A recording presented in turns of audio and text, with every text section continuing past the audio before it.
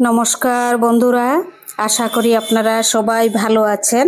আজকে আমি আপনাদের জন্য শ্যামা চাউলের পোলাও রেসিপি শেয়ার করে দেখাবো। তো চলুন শ্যামা চাউলের রেসিপিটি কিভাবে আমি এটি বানাই। খুবই সুন্দর, শরীরের পক্ষে খুবই ভালো, আর যে কোনো উপোসের দিনেও এটি খেতে পারেন, এমনিতেও খেতে পারেন, ব্রেকফাস্টে, ডিনারেও খেতে পারেন। খুব ভালো এই শ্যামা চাউলের পোলাও, দুর্দান্ত সুস্বাদু।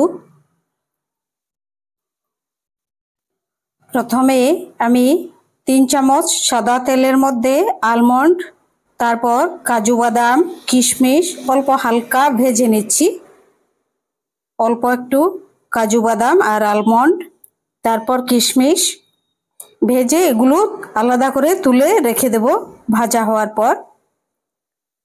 এখন অল্প একটু গোটা গরম মশলা দিয়ে দিচ্ছি, একটি দারচিনি, 2টি লং, একটি এলাচ। তারপর দিয়ে দিচ্ছি শাহি জিরা, খুব সুন্দর সেন্ট হবে এর জন্যে ফুরনে শাহি জিরা।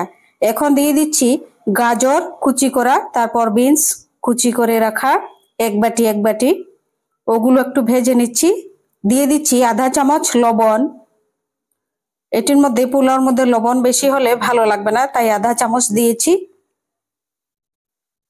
এখন দিয়ে দিচ্ছি 2টি কাঁচা লঙ্কা কুচি। কাঁচা লঙ্কা কুচি দেওয়ার পর অল্প একটু ভালো করে ভেজে নিচ্ছি সবজিগুলো। এখন সবজি ভাজা হয়ে গেছে, দিয়ে দিচ্ছি শ্যামা চাউল। ধুয়ে জল ঝরিয়ে রেখেছি খুব ভালোভাবে, একদম জল নেই।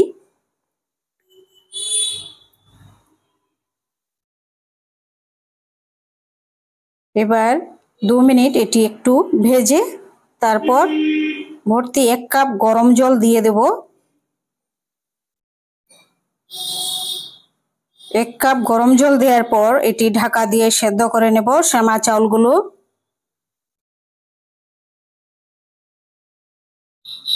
এখন 10 মিনিট এটি ঢাকা দিয়ে সেদ্ধ করে নেব, খুব সুন্দর ঝরঝরে হবে।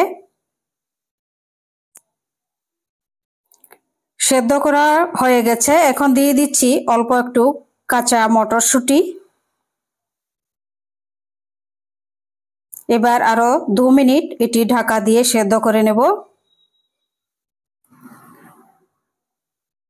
এখন 2 মিনিট লাগবে, কারণ শ্যামা চাউল সেদ্ধ হয়ে গেছে।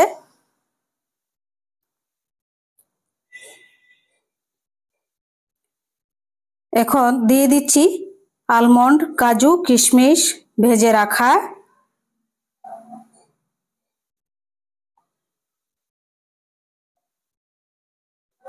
খুব সুন্দর হয়েছে, দেখুন, খুবই ভালো লাগবে, সুস্বাদু একদম।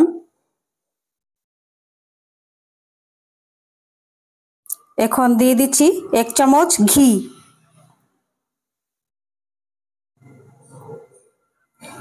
ঘি দেওয়ার পর দিয়ে দিচ্ছি 1 চামচ চিনি।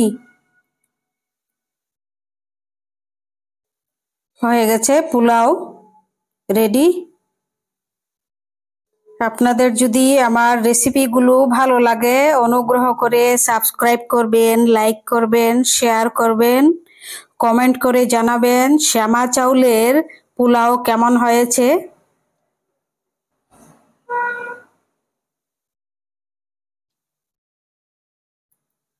খুবই ভালো লাগবে খেতে, এটি আপনারা বানিয়ে খাবেন। উপোসের দিনেও এমনিতেও খেতে পারেন। এটি শরীরের জন্য খুবই উপকারী। সবাই সুস্থ থাকবেন, ভালো থাকবেন। নমস্কার সবাইকে।